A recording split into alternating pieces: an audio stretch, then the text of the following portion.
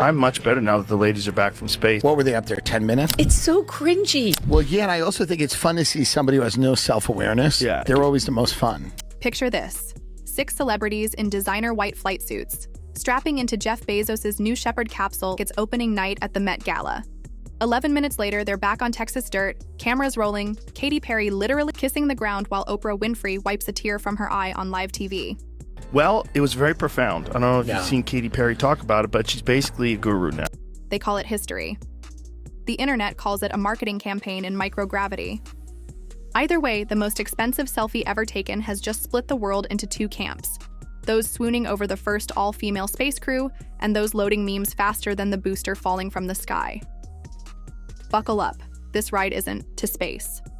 It's straight through the burning re-entry of public opinion.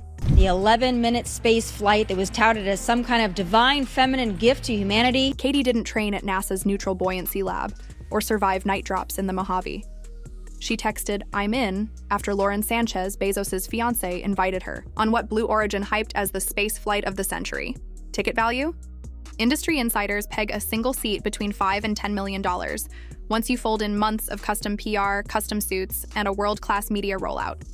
That's nearly $1 million a minute for a panoramic window and 4 minutes of weightlessness. To make sure nobody missed the point, the crew branded themselves Take Up Space, complete with logo, merch, and a pre-launch Vogue spread that made it look less like a mission and more like an ad for Zero-G mascara. Inside the capsule, Aisha Bowe, ex-NASA engineer, Amanda Nguyen, civil rights icon, Carrie Ann Flynn, Blue Origin comms exec. Solid resume drowned out by star power. When the booster roared, live streams spiked. One small step for womankind, Sanchez chirped. Twitter rolled its eyes, so hard the orbit tilted. But that rush of rocket flame was nothing compared to the burn waiting on the ground.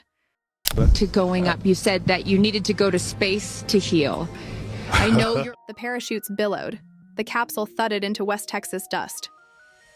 An instant later, Katy Perry half sobbed, half laughed, and pressed her lips to the scrubby earth like a pilgrim reaching Mecca. Cameras zoomed, hashtags bloomed. Healing in orbit, Yener daisy for daisy. Yes, she packed a daisy for her daughter. Yener take up space. Within hours, morning shows hailed it as a watershed for girls in STEM. But the moment the fancy editing stopped, the contradictions screamed louder than the booster engines. Katy told Gayle King she needed space to heal after childbirth, that floating above the planet was the second most powerful thing she'd ever experienced. Oprah agreed on air, these women are rewriting history. Influencer reels cut slow-motion footage of Perry twirling mid-air to a synth piano track. It looked spiritual, cinematic, and vaguely desperate. Viewers weren't buying, but they were definitely watching. Unfortunately for Team Perry, the next wave of attention came coated in salt. First blast? Wendy's. One snark-tastic post, "Can we send her back?" turned a burger chain into the day's top trend. Fast food shade ignited a meme supernova. Katy kneeling on Mars. Katy photoshopped into the Epcot Soarin' ride. Katy framed like Neil Armstrong clutching a decapitated daisy. TikTok creators lip-synced her post-flight speech over footage of Disney ride queues. A Redditor pasted Take Up Space onto a photo of sorority, girls fighting for mirror space in a club bathroom. Brutal, hilarious, unstoppable. Gayle King jumped on CBS to defend the mission, insisting there was nothing frivolous about it. The clip only fueled the fire. After all, when someone has to declare something isn't frivolous, internet law says it probably is. By nightfall, Katy's Instagram comments read like a roast battle. Zero-G influencer, astronaut Barbie, congrats on your $6 mere roller coaster. One voice, though, would slice deeper than all the memes combined. On episode The Joe Rogan Experience, Joe leans back, eyes widening as Tim Dillon plays the landing clip. "She's basically a guru now," he chuckles before skewering the daisy. "So, her great finding is a dead flower?"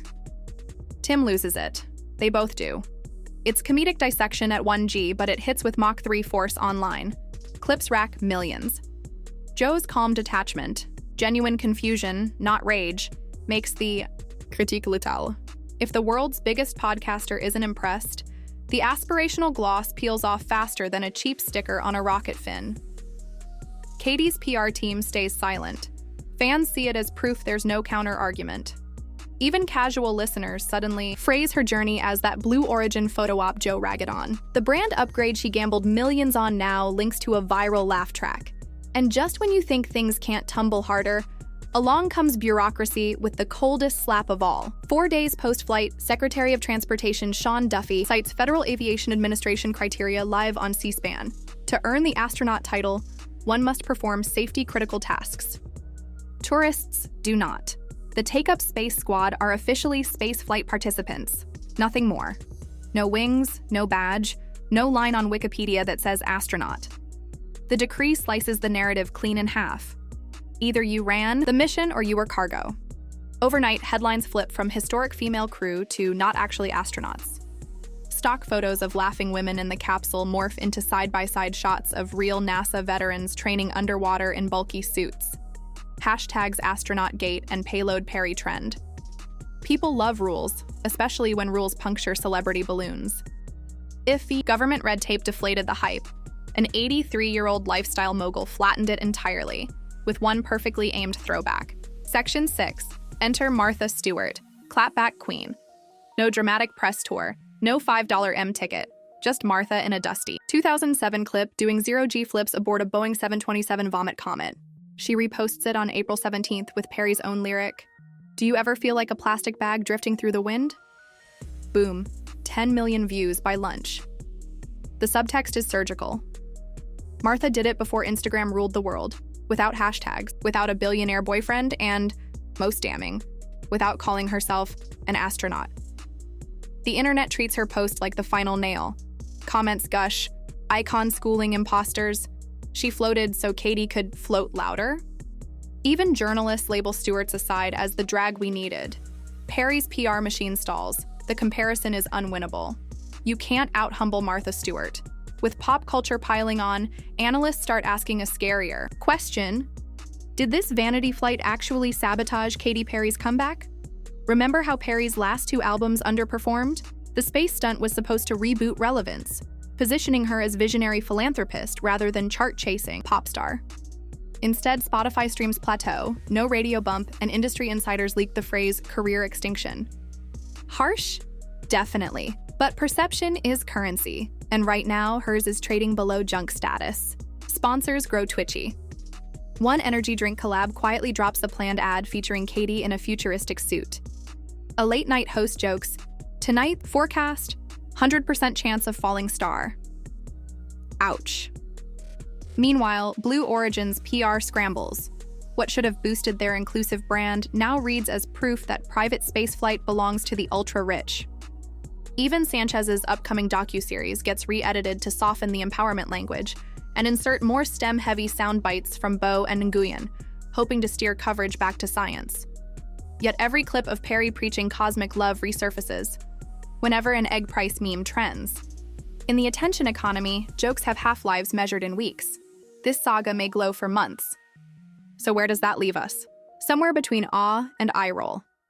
Space remains the final frontier, but also the final flex. For engineers and astronauts, leaving Earth is still blood, sweat, calculus, and occasionally tragedy. For the ultra-wealthy, it's a 2 ticket to the world's highest selfie spot. And when marketing outshines meaning, backlash gains escape velocity. Katy Perry's 11-minute ascent was never the problem. The problem was the narrative.